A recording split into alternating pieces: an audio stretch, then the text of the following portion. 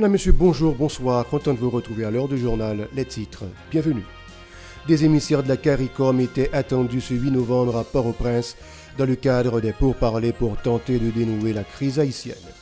Fusillade à Tabar, mardi, au moins 5 morts ont été recensés dans un transporteur public. Un accident de la circulation sur la route nationale numéro 7 a fait 4 morts et plusieurs blessés mardi soir. Le gouvernement, par le biais du ministère de l'Économie et des Finances, a autorisé le navire Sinus Madeira à débarquer sa cargaison de ciment au port de Saint-Louis-du-Sud. Commémoration le 8 novembre du 20e anniversaire de création du ministère des Haïtiens vivant à l'étranger. MAV, à l'occasion, les responsables promettent d'intensifier leurs efforts en vue de fournir de meilleurs services à la diaspora. Le 8 novembre a également ramené le 60e anniversaire de fondation du lycée national de Pétionville. Pour marquer ce nouveau printemps, une messe d'action de grâce a été particulièrement chantée à l'église Sainte-Thérèse. Restez avec nous pour le développement. Si vous jugez que cette vidéo est intéressante, n'hésitez pas à liker et partager la vidéo. Et surtout, n'oubliez pas de vous abonner à cette chaîne et activer la cloche de notification pour ne pas louper aucune de nos vidéos. De retour, Madame, Monsieur, comme annoncé en titre, la communauté des États de la Caraïbe, CARICOM, n'entend pas lâcher prise dans le cadre des pourparlers autour d'un dénouement de la crise haïtienne. Une nouvelle délégation de l'organisation régionale devrait débarquer dans la capitale mercredi en vue de poursuivre ces rencontres avec les différents acteurs engagés dans la crise qui sévit en Haïti et qui s'est envenimée depuis plus de 2 ans. Des discussions sont prévues en aparté avec les protagonistes pour être finalement réunis sur une même table, suivant l'agenda des envoyés de la CARICOM qui devront boucler leur séjour au pays le 14 novembre prochain.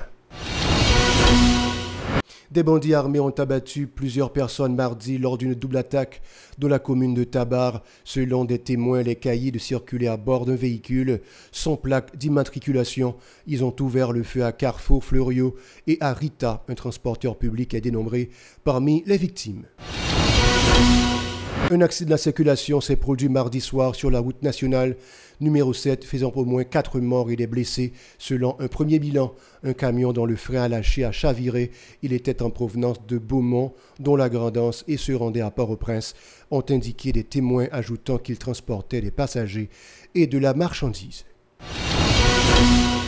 Les autorités gouvernementales ont finalement autorisé le navire Sinus Madeira de débarquer sa cargaison de 82 000 sacs de ciment au port de Saint-Louis-du-Sud. Depuis le début de novembre, le bateau qui provient de la Colombie a accosté le quai du port de Saint-Louis en attente de pouvoir délivrer sa cargaison bloquée par les autorités douanières dans le département du Sud. Pour elle, le bateau devrait se rendre à Port-au-Prince ou à Petit-Gouave pour livrer la marchandise. Une décision qui avait provoqué le courroux des riverains de Saint-Louis-du-Sud qui avaient bloqué à plusieurs reprises la circulation sur la route nationale.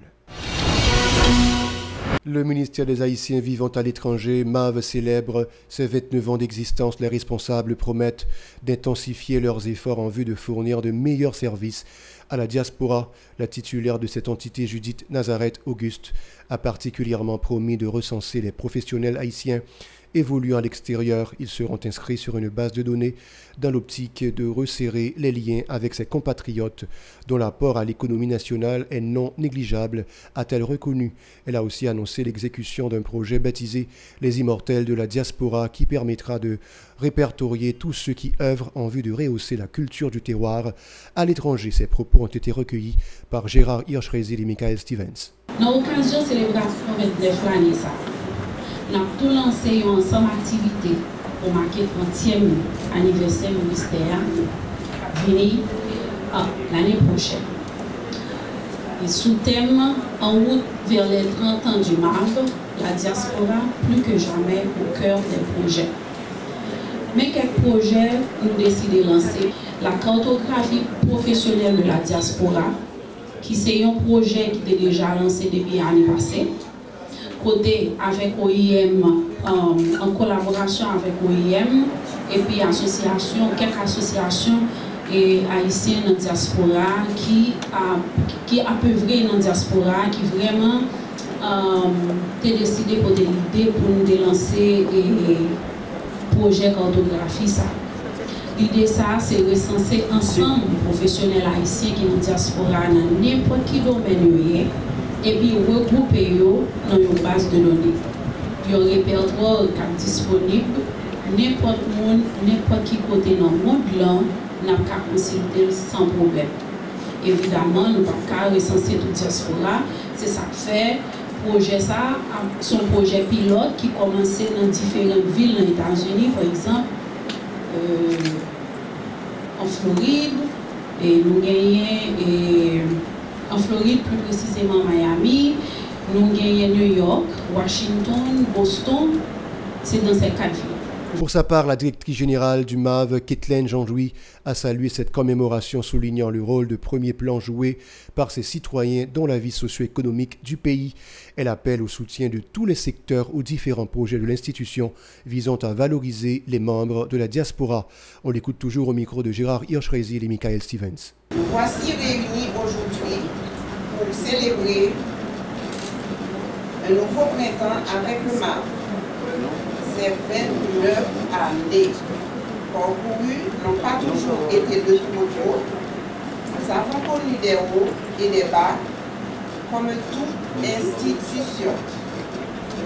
Mais nous avons toujours su relever le défi. Et aujourd'hui, du haut de ces 29 ans et sous la houlette de Madame la ministre Auguste, nous allons continuer à développer les projets déjà en cours et mettre en place de nouvelles structures pour redynamiser le ministère et atteindre nos objectifs. J'en profite pour céder la parole à la ministre qui nous dira davantage. Le 60e anniversaire de fondation du lycée national de Pétionville, c'est aussi le 8 novembre. Pour marquer ce nouveau printemps, une messe d'action de grâce a été particulièrement chantée à l'église Sainte-Thérèse.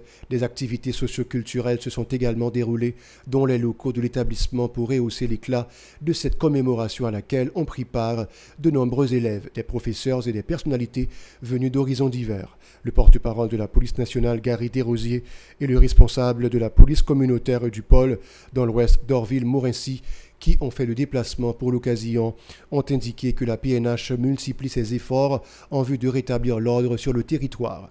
Ils ont promis de renforcer les patrouilles policières et de contribuer à la réalisation de programmes culturels et sportifs au profit des jeunes. Écoutons successivement les déclarations de Gary Desrosiers et d'Orville-Morincy au micro de Véron Arnaud et Max Rouni-Orissin. Nous connaissons que la sécurité est plus importante dans quelle que soit activité sociale, économique et culturelle et même voire même politique. Et la police étant un maillon dans la chaîne de sécurité, il toujours fait effort pour que le joueur parle, bien que pas nous-mêmes seuls comme élément de la sécurité, mais en fonction de moyens, nous faisons tout ça capable et au fur et à mesure pour que nous soyons capables d'améliorer et travailler nous de manière pour que la paix, pour que calme, pour que l'activité soit capable de prendre au fur et à mesure s'il y a des situations qui sont difficiles. Il y a un effort que PNH fait.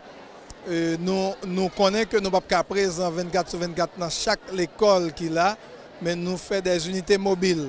Après que nous gagnons des patrouilleurs à moto qui sillonnent les grands axes, côté qu'il y a plus d'activités d'école et nous accompagnons les élèves. Donc, après présence de Turgeau, présence de la Lue, présence de Pétionville et tout partout dans Delma, nous tabac. Donc autant que la situation a pas amélioré et du pôle font façon pour le présent, bon côté élèves. Et nous avons des activités tout socioculturelles, côté que nous faisons championnat de football, nous faisons génie interscolaire. Donc tout ça c'est pour rapprocher nous du secteur éducatif. Plusieurs lycéens se sont félicités du fait d'avoir soufflé les 60 bougies de l'établissement scolaire. Ils invitent les responsables à s'activer à l'amélioration de la situation globale, ce qui permettra le bon fonctionnement de la communauté éducative. Suivez. On m'a fêté ensemble avec l'ICEM et moi vraiment content. Ça a passé très bien, nous jeunes professeurs, nous jouons en pile cours aussi, tout ça. Ben, parce que nous avons pour jouer. C'est craser bête nous et puis focus. C'est vraiment chaleureux. Nous sommes très contents pour nous. Jean Bagay a déroulé. Bon. Et message pour le gouvernement au ministère de l'Éducation nationale, c'est que l'école c'est avenir. Ça veut dire sans l'école, nous ne pouvons pas gagner un bon futur. Nous ne pouvons pas gagner un bon avenir sans l'école parce que l'éducation, c'est les armes qui plus puissants nous pouvons utiliser. Alors, sans discrimination, moi, je me sens confortable et en tant qu'élève du lycée national de Pétionville, nous voulons faire la différence. Nous ne pouvons pas porter critique sur aucune autre école. Okay? Nous juste souhaitons tête pas nous, nous avancer, nous travailler pour une bonne marche lycée. Plus loin, ces lycéens n'ont pas caché leur amertume en raison du fait que bon nombre d'élèves ne puissent fréquenter leurs établissements scolaires à cause de la situation des déplacés. Ils les encouragent à intégrer provisoirement les institutions les plus proches pour ne pas rater l'année scolaire. Moi, je sens ça vraiment touché. Juste dans un travail, pour me sentir comme si pour moi, on pas qu'être petit monde qui est supposé aller à l'école. Ça veut dire que les jeunes, c'est avenir pays, ils sont tous supposés aller à l'école. Ça veut dire que et là que nous on pas qu'être petit monde qui pas à l'école, n'est pas bon pour nous. Et majorité de monde qui pas à l'école et nous guettons comment situation est. Si monde ça si on joue nos patrons qui va longer on l'autre bagaille pour faire, c'est comme ça et situation va plus aggraver dans nous. Alors, le message que je dois lancer avec tous les élèves, et spécialement lycéens qui peuvent aller à l'école, moi, je veux dire que pas décourager.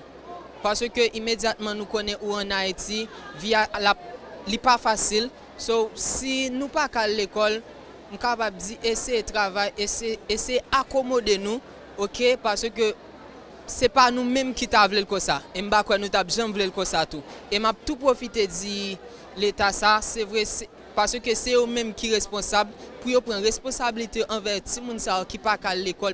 La structure appelée Combit Reboisement entend organiser une campagne de reboisement le 18 novembre à Ouanamet dans le cadre des efforts consentis pour relancer l'agriculture dans le nord-est avec la construction du canal rattaché à la rivière Massacre. Les organisateurs insistent sur la nécessité pour tous les secteurs de contribuer à la protection des ressources naturelles, notamment au niveau de la ligne frontalière indiquant qu'une telle démarche permettra au pays de mieux affronter le changement climatique. Lovely Stanley Numa est chargé de la communication de Combit Reboisement. Écoutons ses précisions au micro de Yasmine Sanon et Marie-Carmel Auguste. L'inconsidéré état couverture végétale là en Haïti, ça montre à clair qui genre couverture végétale nous gagnons pour Kounyea vraiment critique. C'est peut-être ça, Crescent, basse ak l'idée Negestoya, dans Akin, département Sud, te commencé à préparer une série de pieds bois pour te faire reboisement Ouanamet et spécialement. Crescent dit, si il y a de l'eau à travers canal irrigation rivière Massacre dans la commune Ouanamet, pour habitants plein Maribaou ou ces plantations manger yo, faut que nous pensions tout lancer campagne reboisement national là, n'a fait dans le nord-est. Côté n'a sorti férié, plein Maribaou passé Ouanamet pour nous arriver jour au canal là, jour cap samedi 18 novembre. Nous parler pour nous faire révolution pour un Haïti tout vert là. Dans 5 à 10 l'année encore, n'a content ouais qui j'en zone frontalier nous yo à toute tête mon nous yo qui aride qui fin dégradé tout vert. Et nous connaissons qui raison qui fait nous viser zone frontalier yo, zone côtière yo, c'est parce que nous connaissons Haïti a fait face même gens avec un pile pays dans le monde là avec réchauffement climatique. Donc zone frontalière ça yo, c'est zone qui plus exposée avec phénomène changement climatique yo. Pour sa part, Christette Saint-Georges, l'une des responsables de la dite organisation, se réjouit de l'appui de partenaires locaux et étrangers à ce projet. Suivez. Nous avons divers partenaires qui collaborent ensemble avec nous pour permettre de continuer à sensibiliser, motiver, inciter, susciter tout le monde pour porter coller. Nous gagnons Toy A, nous gagnons Parler moins travail plus, nous gagnons Théâtre agricole, nous gagnons Village Abed Universe, nous gagnons Radio Télévision Dauphin International, nous gagnons Radio Télé Référence, nous gagnons Fondation Haïti Lumière, nous gagnons N+ Web Media, nous gagnons Centrail Haïti, nous gagnons Promotion Plus Production, nous gagnons Festi Réseau Média, nous gagnons Comlette et puis nous gagnons Brassa Haïti. Et nous gagnons un sponsor officiel nous qui c'est Car Rental, eh bien, c'est lui-même qui permet de nous arriver à avancer. C'est GBK Rental, c'est gros sponsor officiel. Nous gagnons entreprise Diri Rap et FAMSA, Haïti, et nous gagnons tout bel programme production. Et festival ça, il a fait plein Maribao, la fête fériée, et pour y arriver sous frontière. Nous allons faire un travail de sensibilisation dans la tête pour permettre que ça nous a fait, nous avons fait un travail pour le suivi. Voilà, c'est la fin du journal. Merci de l'avoir regardé et restez avec nous pour la suite de la programmation.